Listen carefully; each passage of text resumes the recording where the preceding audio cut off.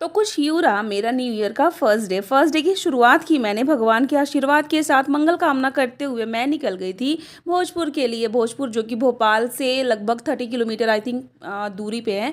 फिर मैंने यहाँ ली प्रसाद लेकर मैं जैसे ही ऊपर गई मैंने देखा बहुत भीड़ हो रखी थी।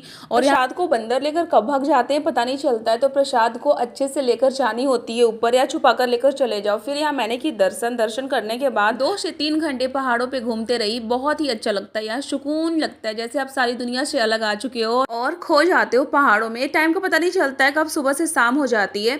आप लोगों ने कैसे सेलिब्रेट किया न्यू ईयर बताना जरूर कमेंट करके। और हैप्पी न्यू ईयर, हर हर महादेव, जय श्री महाकाल। मिलती हूँ नेक्स्ट वीडियो में, तब तक के लिए बाय बाय।